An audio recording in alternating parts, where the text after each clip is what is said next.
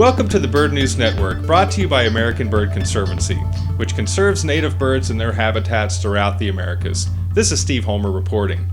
The northern spotted owl, a subspecies on the U.S. watch list of birds of highest conservation concern, was listed as threatened under the Endangered Species Act in 1990.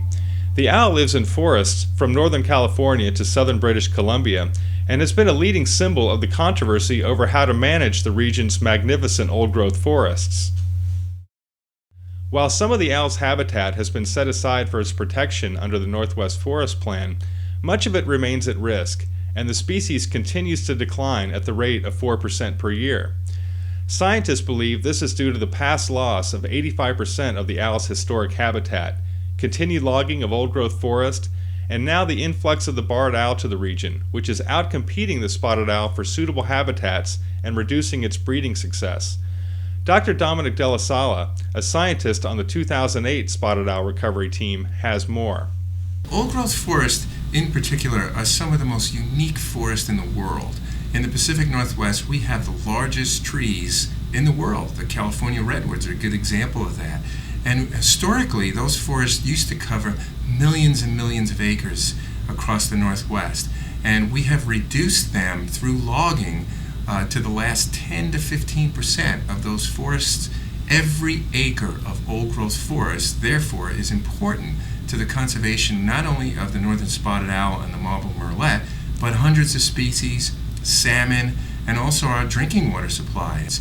Any plan to recover the owl or to protect habitat for the murrelet and the owl needs to start with protecting the remaining old-growth forest. Anything else is likely to cause the birds additional peril, which not only will lead to their decline, but the loss of an entire ecosystem. The U.S. Fish and Wildlife Service is now developing a recovery plan that calls for the protection and restoration of additional owl habitat, as well as the experimental removal of barred owls to see if spotted owl populations will benefit.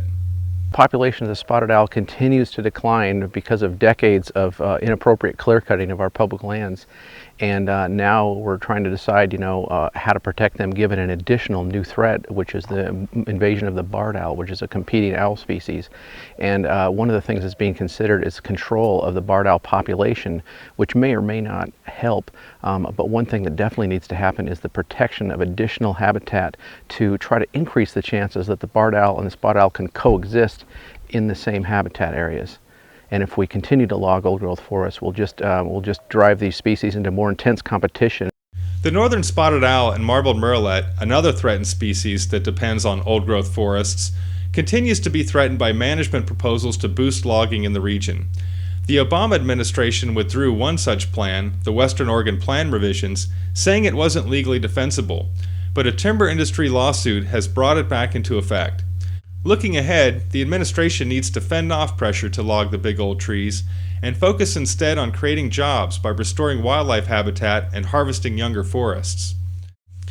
Conserving habitat for the imperiled spotted owl and hundreds of other species will help sustain clean drinking water supplies for millions of Americans and provide for sustainable ecotourism while meeting the region's economic needs.